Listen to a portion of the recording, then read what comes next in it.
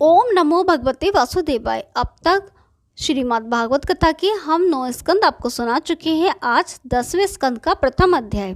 भगवान श्री नारायण जी की परम पवित्र कथा सुनकर राजा परीक्षित ने श्री सुखदेव जी से हाथ जोड़कर विनय करते हुए कहा, हे सुख स्वामी, आपने सूर्यवंशी और चंद्रवंशी समस्त राजाओं तथा ऋषि महर्षियों के वंश का वर्णन तो सुनाया, जिन्होंने भगवान के चरणाविंदों में अपना मन लगाकर स्वर्गलोक प्राप्त किया। परंतु हे महामुने, आपने यदुवंशियों की कथा नहीं सुनाई। अतः अब कृपा कर उनकी कथा सुनाइए, जिनके उत्तम वंश में परब्रह्म परमेश्वर श्री कृष्ण चंद्र जी तथा बलराम जी ने अवतार लेकर अनेकों सुंदर चरित्र करते हुए पराक्रम युक्त लीलाएं करके अपने भक्तों को परम आनंद पहुंचाया था। इस प्रकार परम भक्त राजा परीक्षित का प्रश्न सुनकर श्री सुखदेव जी बोले, हे राजन, तुमने भगवान श्री श्याम सुंदर की कथा पूछकर हमें अत्यंत सुख दिया है। अब हम तुम्हें श्री कृष्ण चंद्र जी का विमल चरित्र सुनाएंगे, सो तुम सावधान होकर इस कथा को सुनो। द्वापर युग के अंत में भजमान यदुवंशी के वंश में शूरसेन नामक प्रतापी राजा हुआ। उस राजा की पारिशा नाम की पत्नी के गर्भ से 5 कन्याएं तथा वसुदेव आदि 10 पुत्र उत्पन्न हुए थे। बड़े पुत्र वसुदेव ने अपना पहला विवाह रोहिणी से किया था। वसुदेव की 16 रानियां थीं। जब उन्होंने देवकी के साथ 17वां विवाह किया और वह रथ पर बैठकर जाने लगे, तब यह आकाशवाणी हुई कि देवकी के घर से जन्म लेने वाला 8वां बालक राजा कंस को मारेगा। जिसे सुनकर कंस ने वसुदेव तथा देवकी को कैद कर लिया। तत्पश्चात देवकी के गर्भ से श्री कृष्ण चंद्र जी ने अवतार लिया। इतनी कथा सुनकर राजा परीक्षित ने कहा, हे सुखदेव जी, कंस का जन्म किस प्रकार हुआ तथा श्री कृष्ण चंद्र जी मथुरा में जन्म लेकर गोकुल में किस प्रकार पहुँचे, वह सब वृत्तांत आप विस्तार पूर्वक सुनाने की कृपा करें। श्री सुखदेव जी बोले, हे राजन, उन दिनों आहुक नामक यदुवंशी राजा मथुरा का राज्य करता था। उसके उग्रसेन तथा देवक नामक 2 पुत्र हुए। जब आहुक की मृत्यु हो गई, तब उसका बड़ा पुत्र उग्रसेन की पवन रेखा नामक रानी ऋतुस्नान से शुद्ध होकर और अपने पति से आज्ञा लेकर सहेलियों सहित वन विहार करने के लिए यमुना तट के उपवन में आ गई। वहां की शोभा को देखकर पवन रेखा मन में अति प्रसन्न हो वन में घूमने लगी। कुछ समय पश्चात वह सखियों से अलग होकर उस जंगल के एक घने वन में अकेली जा पहुंची। तभी वहां दुम्रलिका नामक एक दानव आ गया। वह दानव पवन रेखा के स्वरूप पर मोहित हो गया और उसने अपना स्वरूप राजा उग्रसेन के समान बना लिया तथा उसके पास पहुंचकर भोग करने की इच्छा प्रकट करने लगा। उस समय रानी उसे अपना पति समझती इस प्रकार कहने लगी, हे राजन, दिन में भोग करने से लज्जा तथा धर्म का नाश होकर पाप बढ़ता है, अतः आप दिन में भोग ना करें। परंतु उस कामी दानव ने पवन रेखा का हाथ पकड़कर उसे जबरदस्ती पृथ्वी पर गिरा लिया और भोग किया। रानी पवन रेखा उसे अपना पति समझकर चुप बनी रही। हे परीक्षित, जब द्रुमलिक अपने वास्तविक रूप में रानी के सामने खड़ा हुआ, उस समय पवन रेखा क्रुद्ध होकर इस प्रकार कहने लगी, अरे अधर्मी दुष्ट, तूने छल द्वारा मेरा धर्म नष्ट किया है। तेरे माता पिता और गुरु को धिक्कार है। जो लोग किसी का धर्म नष्ट करते हैं उन्हें नरक भोगना पड़ता है। रानी के ऐसे वचन सुनकर द्रुमलिक ने उत्तर दिया, हे रानी, तू क्रोध करके मुझे शाप मत दे। तेरी कोख बंद करके मुझे बड़ी चिंता थी, अतः मैंने अपने धर्म का फल तुझे दिया। तेरे गर्भ से अत्यंत प्रतापी बालक का जन्म होगा। वह अपनी भुजाओं के बल से पृथ्वी के सभी राजाओं को जीतकर एक छत्र राज्य करेगा। जब स्वयं श्री नारायण जी अवतार लेकर उससे लड़ेंगे, तभी वह मारा जाएगा। इतना कहकर द्रुमलिक अपने घर चला गया। कुछ देर बाद जब उसकी सहेलियां आईं और उन्होंने पवन रेखा के बिगड़े हुए श्रृंगार का हाल पूछा, तो पवन रेखा ने उन्हें यह कहकर समझा दिया कि एक वानर ने मुझे बहुत सताया, उसके कारण मैं अभी तक भय से काँप रही हूँ। यह सुनकर सहेलियां पवन रेखा को रथ पर बैठाकर राजमंदिर में ले गईं। हे परीक्षित, 10 महीने के बाद जब पवन रेखा ने पुत्र को जन्म दिया, तो राजा उग्रसेन ने पुत्र जन्म की खुशी में ब्राह्मणों तथा याचकों को बहुत सा धन दान दिया। जब उसने ज्योतिषियों से बालक की जन्म कुंडली का हाल पूछा, तो उन्होंने यह उत्तर दिया कि हे राजा, आप अपने पुत्र का नाम कंस रखें। यह बालक अत्यंत प्रतापी तथा तेजस्वी होगा। इसके हाथ से देवता, ऋषि मुनि, ब्राह्मण एवं साधु संत बहुत त्रास पावेंगे।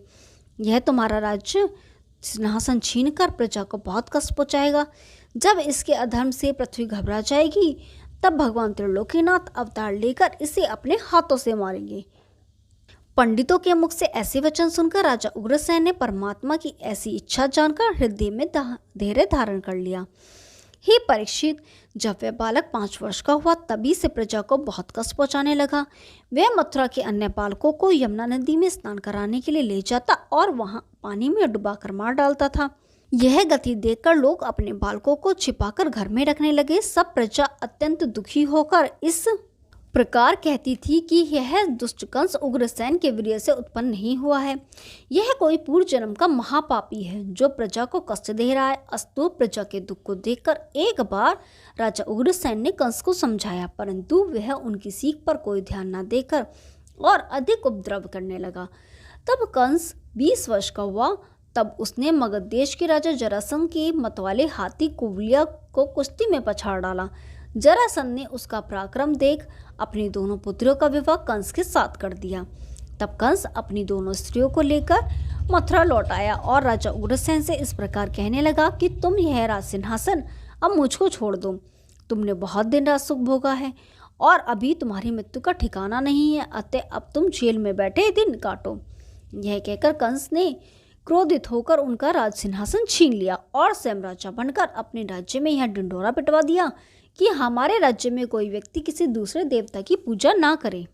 मेरे राज्य में अब यज्ञ, तप, दान आदि कर्म करने के लिए किए जाएंगे। जो व्यक्ति इस आज्ञा को नहीं मानेगा उसका मस्तक काट लिया जाएगा। कंस की आज्ञा से सब जगह शुभ कर्म होने बंद हो गए। एक समय कंस अपनी सेना को साथ लेकर इंद्र से युद्ध करने के लिए चला। उस समय एक मंत्री ने उसे समझाते हुए कहा, हे राजन, 100 अश्वमेध यज्ञ किए बिना इंद्रासन की प्राप्ति नहीं होती। रावण तथा कुंभकर्ण जैसे योद्धा भी अपने अहंकार के कारण मारे गए, अतः आप अपने बल का अहंकार छोड़ दीजिए। यह सुनकर कंस ने इंद्र से युद्ध करने का विचार त्याग दिया। श्री सुखदेव जी बोले, हे राजा परीक्षित, राजा कंस के भय से जब लोगों ने धर्म कर्म करना छोड़ दिया उस समय पृथ्वी ने गौ का रूप धारण कर ब्रह्मा जी के पास जाकर इस प्रकार कहा, हे ब्रह्मा जी, कंस के अधर्म के कारण संसार में हरि भजन आदि शुभ कर्म करना बंद हो गया है, अतः आप आज्ञा दें तो भूलोक को त्याग कर पाताल लोक में चली जाऊं। यह सुनकर ब्रह्मा जी उन्हें साथ लेकर शिव जी के पास गए। यह जब शिव ने उनकी इच्छा जानकर इस प्रकार कहा, हे ब्रह्मा, पृथ्वी का भार उतारने की सामर्थ्य मुझ में नहीं है, इसका दुख तो प्रभु श्री नारायण जी ही दूर कर सकते हैं, अतः आप उन्हीं के पास चलो। यह सुनकर ब्रह्मा जी आदि सब देवता क्षीर सागर के तट पर पहुंचकर इस प्रकार कहने लगे, हे नाथ, जब दुष्ट दैत्य एवं अधर्मी राजा ब्राह्मण गो तथा पृथ्वी के जीव हरि भक्तों को दुख देते हैं तब आप अवतार लेकर पृथ्वी का भार उतारते हैं। हे प्रभु, इन दिनों हम अत्यंत दुखी हो रहे हैं, अतः आप दया करके अपने भक्तों का दुख मिटाइए। जब देवताओं ने इस प्रकार स्तुति की तब यह आकाशवाणी हुई, हे ब्रह्मादि देवताओं, मैं भूमि का दुख दूर करने के लिए अवतार धारण करूंगा। पूर्व जन्म में वसुदेव देव की ने तप करके मुझसे ऐसा वरदान मांगा था कि मैं उनका पुत्र हूँ। इसी प्रकार नंद यशोदा ने भी तप करके यह वरदान मांगा था कि वे हमारी बाल लीला को सुख देखें। अतः मैं इन दोनों की इच्छा पूर्ण करने के लिए वसुदेव देवकी के यहाँ मथुरा में जन्म लूंगा और वहाँ से गोकुल पहुँचकर नंद यशोदा की बाल लीला दिखाऊंगा। तत्पश्चात कंस आदि अधर्मी राजाओं को मारकर अपने भक्तों को सुख दूंगा। हे परीक्षित, इस प्रकार भगवान की वाणी को सुनकर सब देवता प्रसन्न होकर अपने घर लौट गए और पृथ्वी भी अपने स्थान को चली गई। तत्पश्चात श्री नारायण जी की आज्ञा पाकर सब देवता, मुनि, किन्नर और गंधर्व आदि ने अपने अपने स्त्रियों सहित ब्रज में जन्म लिया। वे मथुरा तथा वृंदावन आदि में यदुवंशी तथा बाल गोपाल होकर जन्मे। ब्रह्मा जी की आज्ञा से चारों वेदों ने भी गोपी बनकर जन्म लिया। इतनी कथा कहकर श्री सुखदेव जी बोले, हे परीक्षित, अब हम देवकी के विवाह का वृतांत कहते हैं, सुनो। उग्रसेन के भाई देवक के 6 कन्याएं तथा 4 पुत्र थे। उसने अपनी सभी कन्याओं का विवाह वसुदेव जी के साथ कर दिया था। जब उनके यहाँ देवकी नामक कन्या उत्पन्न हुई तब देवताओं ने बहुत आनंद मनाया। राजा उग्रसेन ने यहाँ कंस आदि 10 पुत्रों को जन्म दिया। अस्तु, जब देवकी विवाह करने योग्य हुई तब देवक ने राजा कंस से आज्ञा लेकर उसका विवाह भी बड़ी धूमधाम से वसुदेव जी के साथ कर दिया। जिस समय वसुदेव जी विवाह करने के लिए आए उस समय कंस ने अपने पिता और चाचा के साथ अपनी अगवानी की और हर प्रकार से आदर सत्कार किया। देवक ने वसुदेव जी को 15,000 हाथी, 800 रथ, 200 दास दासी, बहुत वस्त्राभूषण, द्रव्य आदि दहेज में देकर बारातियों सहित बड़े सम्मान पूर्वक विदा किया। जब कंस स्वयं रथवान बनकर वसुदेव देवकी को मथुरा से कुछ दूर तक बाहर निकाल आया तब आकाशवाणी हुई, हे राजा कंस, इस तेरी बहन देवकी का 8वां पुत्र तुझे मार डालेगा। यह आकाशवाणी सुनकर कंस ने विचार किया कि अपने प्राणों से अधिक प्यारा कोई दूसरा नहीं होता, अतः मुझे देवकी को अभी मार डालना चाहिए, क्योंकि जब यही नहीं रहेगी तब इसके गर्भ से बालक कैसे उत्पन्न होगा। यह निश्चय करके राजा ने जैसे ही रथ के अंदर बैठी हुई देवकी को मस्तक के बाल पकड़कर नीचे गिरा लिया और तलवार निकालकर उसका शीश काटने की इच्छा करके क्रोध में दांत पीसता रहा। उस समय वसुदेव जी ने अपने हृदय में विचार किया कि अज्ञानी कंस को पाप पुण्य का कोई विचार नहीं है। इस समय यदि मैं क्रोध करता हूँ तो देवकी के प्राण चले जाएंगे, इसलिए नम्रता करके अवसर निकाल लेना चाहिए। जिस प्रकार ठंडा लोहा गर्म लोहे को काटता है, उसी प्रकार क्षमाशील पुरुष अपने शत्रु को जीत लेते हैं। यह सोचकर वसुदेव ने राजा कंस से हाथ जोड़कर इस प्रकार प्रार्थना की, हे राजन, संसार में आपके समान प्रतापी और बलवान अन्य कोई नहीं है, अतः आपको शूरवीर होते हुए एक स्त्री का वध करना अनुचित है। हे राजा, इस शूरवीरता भरे काम को करने से पहले तनिक हृदय में शांति से विचारो करो। इस संसार में जो जन्मा है वे एक न एक दिन अवश्य ही मृत्यु को प्राप्त हो जाएगा। अपने शरीर के लिए चाहे जितने उपाय कीजिए, परंतु यह स्थिर नहीं रहता। वसुदेव जी के ऐसे वचन सुनकर कंस ने कहा, हे वसुदेव, आकाशवाणी तो तुमने भी सुनी ही है कि मेरे काल को जन्म देने वाली इस देवकी को मैं जीवित नहीं छोड़ूंगा। जब तक यह नहीं मरेगी तब तक मेरी चिंता दूर नहीं होगी।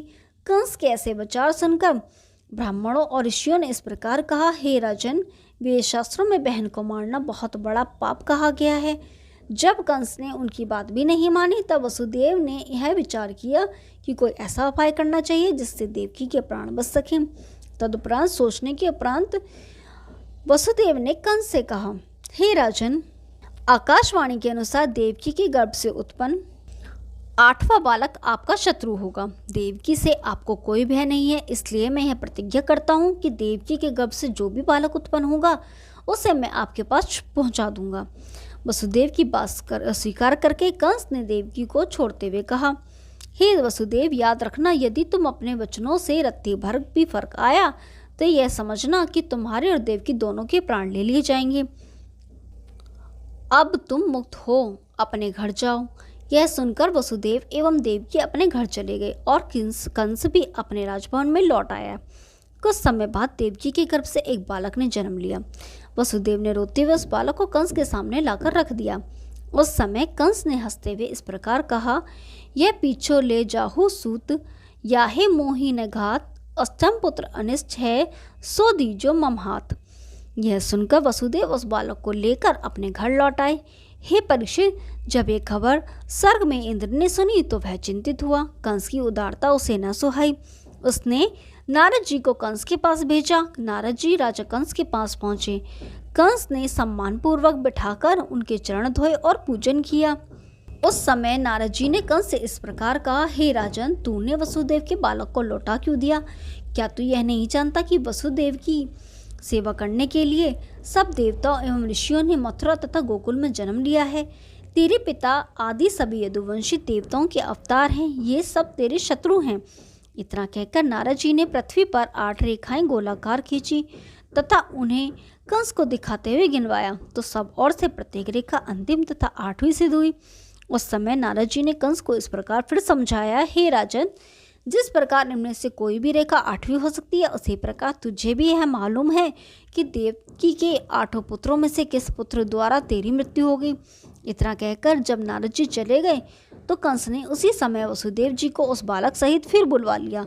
तदंतर कंस ने उस बालक को तो पृथ्वी पर पटक कर मार डाला तथा वसुदेव और देवकी को कैद करके बंदी गृह में डाल दिया। मंत्रियों के समझाने पर कंस ने उन्हें उत्तर दिया कि मैं देवकी के सभी पुत्रों को अवश्य मारूंगा। फिर उसने प्रलंब, अघासुर, बकासुर, केशी आदि असुरों को बुलाकर आज्ञा दी कि हे बंधुओं, नारद जी के कथनानुसार सभी देवताओं तथा ऋषियों ने मथुरा एवं गोकुल में जन्म लिया है। अतः मथुरा तथा गोकुल में जितने भी बड़े बच्चे मिले उन सबको तुम मार डालो। ओम नमः भगवते वासुदेवाय। प्रथम अध्याय समाप्त हुआ। अब दूसरा अध्याय। श्री शुकदेव जी कहने लगे, हे परीक्षित, प्रलंबासुर, अघासुर, बकासुर, चाणूर आदि, मल एवं पूतना, केशी आदि समस्त राक्षस कंस की सहायता के लिए ब्रज में जाकर यादवों का नाश करने लगे। तत्पश्चात जो यदुवंशी शेष बचे वे सब मथुरा को छोड़कर अपने परिवारों सहित कुरु, पांचाल आदि देशों में जाकर रहने लगे। वसुदेव जी ने अपनी पत्नी रोहिणी को अपने मित्र नंद जी के यहाँ पहुँचा दिया। ये जब दुष्ट कंस ने यदुवंश में जन्म लेने वाले देवताओं एवं ऋषियों को बहुत सताकर वसुदेव जी के 6 पुत्रों का वध कर दिया, तब देवकी और वसुदेव ने भगवान श्री नारायण जी की स्तुति की। हे करुणानिधान प्रभु, दुष्ट कंस ने हमारे सभी पुत्रों को मार डाला है, इसलिए अब हम आपकी शरण में हैं। आप शीघ्र ही हमें इस दुष्ट से मुक्त कराने की कृपा करें, क्योंकि हमें यह आपके सिवाय किसी और का भरोसा नहीं है। जब देवकी वसुदेव ने इस प्रकार प्रार्थना की, तब श्री केशव भगवान ने अपने हृदय में यह सोचा, देवता और ऋषि मुनियों तो जन्म ले चुके, अब हम को भी वसुदेव जी के यहाँ जन्म लेना चाहिए। यह विचार कर प्रभु ने शेषावतार बलराम जी को देवकी के उदर में भेज दिया।